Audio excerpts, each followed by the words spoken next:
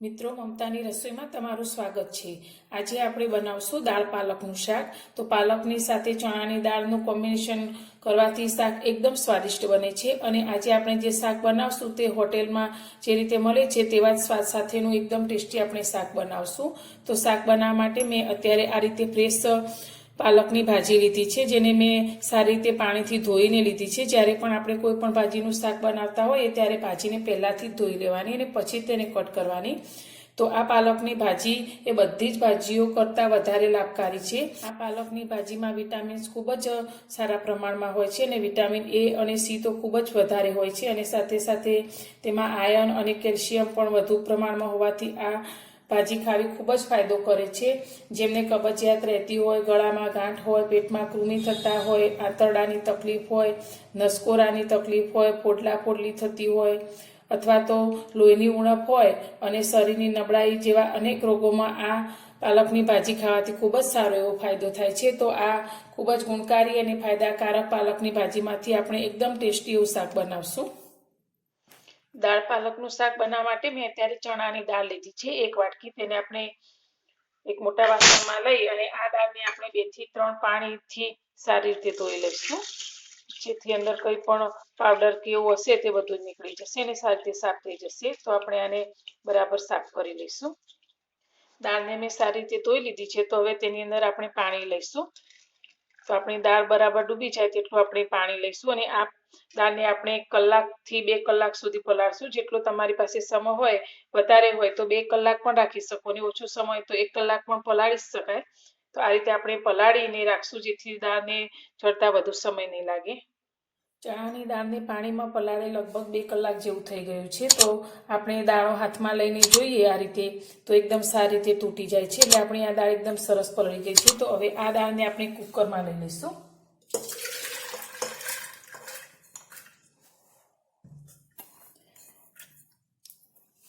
હવે આ દાળની અંદર આપણે જે પાણી અંદર હતું તેના એ જ પાણી આપણે અંદર જ રહેવા દીધું છે। તો આની અંદર આપણે અડધી ચમચી જેટલું મીઠું એડ કરીશું સ્વાદ પ્રમાણે। દાળમાં પાણી આપણે બહુ વધારે નથી લેવાનું, નહીંતર આપણી દાળ એકદમ ગળી જશે। તો પાણી આપણે જે દાળ પલાળતી વખતે લીધું હોય ને તે વધ્યું હોય તે જ પાણીથી આપણે દાળને બાફીશું અને આપણી દાળ બફાતી વખતે ઉભરાઈને બહાર ના આવે તેના માટે 1 ચમચી જેટલું તેલ આપણે અંદર લઈશું।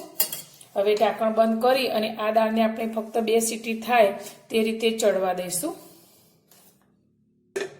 શાક બનાવવા માટે આપણે સૌથી પહેલાં તો આ ભાજીને કટ કરી લઈશું। તો આ રીતે થોડી ભાજીને ભેગી કરી અને પાટલા ઉપર લઈ લઈશું અને આને આપણે એકદમ ઝીણી ઝીણી કટ કરી લઈશું। આ ભાજી એકદમ સરળતાથી ફટાફટ કપાઈ જાય છે। આ રીતે આપણે બધી જ ભાજીને કટ કરી લેવાની છે। કુકરની 2 સીટી થઈ ગઈ છે અને આપણે દાળ જોઈ લઈએ તો આપણી દાળ એકદમ સરસ રીતે બફાઈ ગઈ છે। આ રીતે દાણો દાણો છૂટો રહે તે રીતે આપણે દાળ બાફીશું, એકદમ ગળવા નથી દેવાની। તો હવે તેને સાઈડમાં મૂકીશું અને હવે આપણે શાકનો વઘાર કરીશું। ગેસ પર આપણે કડાઈ મૂકી અને ગેસને ચાલુ કરીશું। હવે આપણે રેસ્ટોરન્ટ જેવો એકદમ સરસ શાકનો ટેસ્ટ આવે તેના માટે અત્યારે આપણે 2 ચમચી જેટલું વઘાર માટે ઘી લઈશું। તમે એકલા તેલમાં પણ કરી શકો છો, પણ ઘી લેવાથી શાકનો ટેસ્ટ એકદમ સરસ વધારે આવે છે। અને ઘીની સાથે સાથે આપણે 2 મોટી ચમચી જેટલું તેલ પણ એડ કરીશું।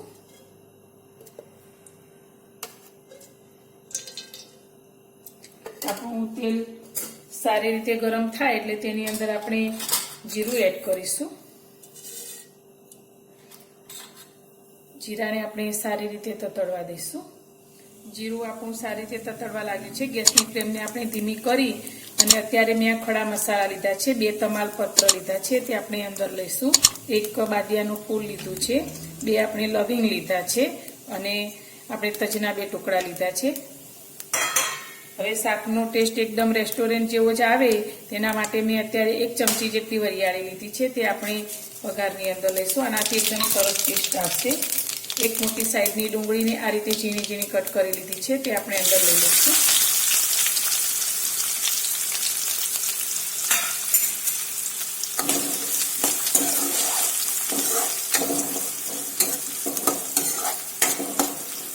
હવે આ ડુંગળીને આપણે થોડી આછી ગુલાબી થાય ત્યાં સુધી સાતરીશું। ગેસની ફ્લેમ હવે આપણે થોડી વધારે કરી અને આ ડુંગળીને સાતરી લઈશું।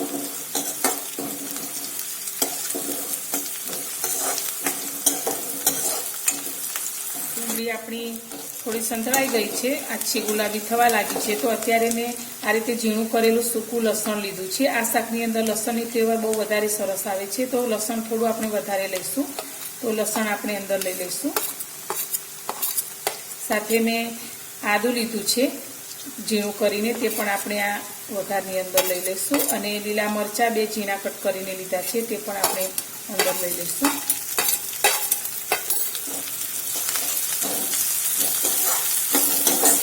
હવે 1 મિનિટ માટે આપણે આ રીતે બધું સાંતળી લઈશું.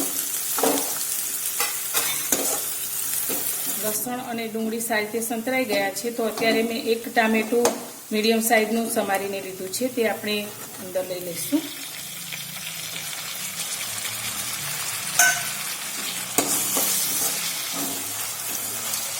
આપણું ટામેટું જલ્દી સોફ્ટ થઈ જાય તેના માટે આપણે મીઠું એડ કરીશું. અત્યારે અડધી ચમચી જેટલું મીઠું એડ કરીશું. હવે 2 મિનિટ માટે આપણે આને આ રીતે જ થવા દઈશું, આપણા ટામેટા જ્યાં સુધી સોફ્ટ ન થાય ત્યાં સુધી.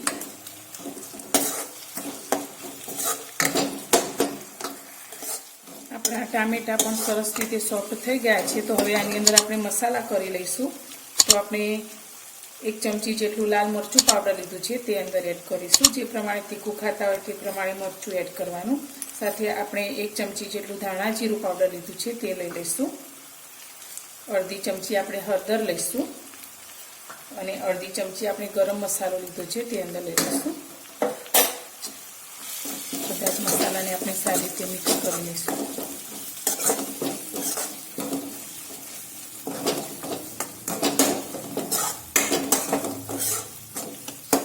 આપણા મસાલા સારી રીતે મિક્સ કરી લીધા છે. તો હવે આપણે જે પાલકની ઝીણી કટ કરીને રાખી છે, તે આપણે લઈ લઈશું અંદર.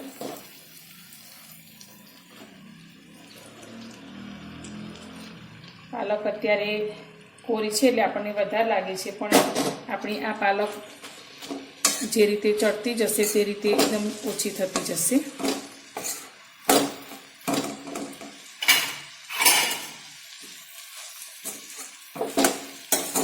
પાલકની અંદર પણ પાણીનો ભાગ સારા પ્રમાણમાં હોય છે, એટલે આપણે પાણીને બિલકુલ એડ કર્યા વગર જ આ રીતે જ તેને મિક્સ કરી લઈશું.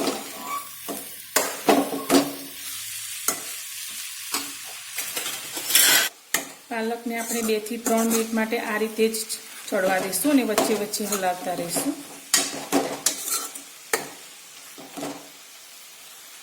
આપણી પાલકની ભાજી પણ એકદમ સરસ રીતે ચડી ગઈ છે. તો અત્યારે મેં 1 ચમચી જેટલી કસૂરી મેથી લીધી છે, તેને આપણે હાથથી મસળી અને એડ કરીશું. આ લેવાથી શાકનો ટેસ્ટ વધારે વધી જાય છે. બરાબર મિક્સ કરી લઈશું. હવે આપણે જે ચણાની દાળને બાફીને લીધી છે, તેમાંથી આપણે 1 ચમચો જેટલી દાળ પહેલાં શાકની અંદર લઈ લઈશું અને તેને આપણે આ રીતે થોડુંક પ્રેસ કરી અને દબાવશું, જેથી થોડુંક આપણું શાકનો રસો ઘટ થશે.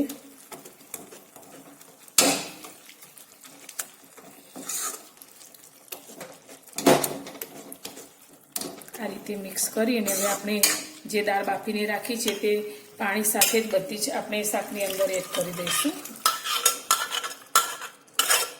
આપણે જે બાફતી વખતે પાણી લીધું હતું તે જે દાળમાં વધ્યું હોય તે ગરમ પાણી અંદર સાથે જ લઈ લઈશું, એટલે આપણે પાછળથી એક્સ્ટ્રા પાણી રેડવાની જરૂર નહીં પડે. શાકમાં દાળ બરાબર મિક્સ કરી લઈશું.